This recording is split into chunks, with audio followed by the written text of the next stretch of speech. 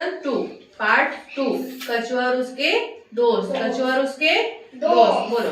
एक छोटा सा कछुआ था, एक छोटा सा कछुआ था, उसका नाम दीपू था। उसका नाम दीपू था। वह धीरे धीरे चलता था। वो धीरे धीरे चलता था। कछुए का नाम क्या था?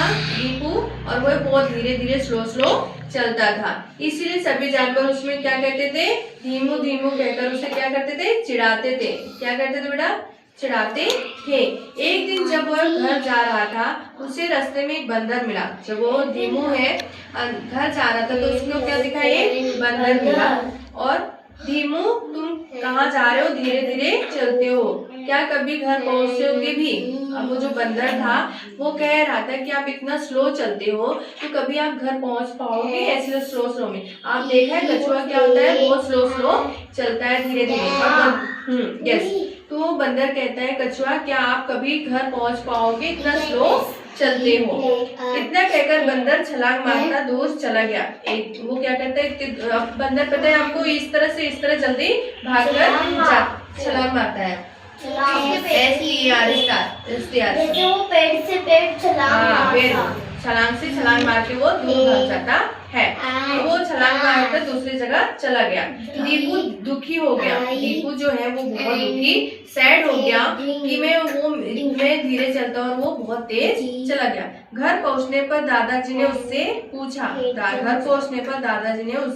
पूछा, दीपू जो है कछुआ, उससे दादाजी ने पूछा, दीपू तुम इतने उदास क्यों हो? अब वो उदास क्यों हो गया? क्योंकि बंदर छलांग मारकर जल्दी से चला गया और जो कछुआ है वो बहुत स्लो चल के घर पहुंचा, तो उसको उदास इसलिए लगा कि मैं कितना स्लो चलता हूँ। इधर देखो। तो उसके जो दादाजी थे वो पूछे कि दीपू तुम इतना उदास क्यों? ठीक है। दीपू ने रोते रोते सारी बातें बताई। दीपू जो क्या कछुआ जो है जोर रोने लगा और अपनी बातें सारी किसको बताया? दादू को। उसकी बात सुनकर दादाजी ने उसे प्यार से समझाया। उसके बाद जो है कछुए की बात कछुआ जो है दीपू, उसकी बात दादाजी ने सुना। और बेटा क्या कर रहे हो? पढ़ लो, दिख रहे हो उसमें कैमरे में, पढ़ लो बेटा। ठीक है। दादू ने उसे प्यार से समझाया, दीपू धीरे चलना कोई बुरी बात नहीं है। कछुए को बोला दादाजी ने कि धीरे चलना कोई बुरी बात नहीं है। तो बुरी बात क्या है दादाजी? अब कछुआ पूछता है दीपू की बुरी बात क्या है दादाजी, आप बताइए। दीपू दादाजी की बात सुनकर प्रसन्न था। कुछ दिन बाद फलों का मौसम आ गया।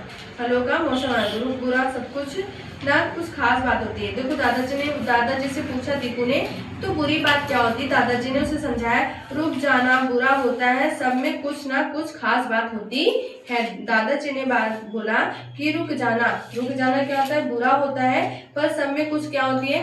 कुछ ना खास बात होती है। देखो वहाँ कितने रसीले फल लगे। फल का समय आ गया। दादूजी उसको लेके जाते हैं कछुए को और बोलते देखो वहाँ कितने सारे फल लगे हैं, पर हमें तैरना नहीं आता, वहाँ कैसे पहुँचे? बंदर जब जाते हैं देखते हैं कि वहाँ पेड़ में क्या है। बंदर जब देखते हैं वहाँ के बहुत सारे क्या हो गए, वहाँ पे फल लगे हैं, 2-3 बंदर, तो बोलते हैं कि उस पेड़ में तो आम लगे पर मुझे क्या होता है? तैरना नहीं आता। बंदर सब क्या करते? पेड़ में चढ़ सकते, पानी में तैर सकते हैं क्या? नो। तो कहते मुझे तैरना नहीं आता। ठीक है। हाँ, पेड़ से छलांग मारती है। यस, सुनो देखो।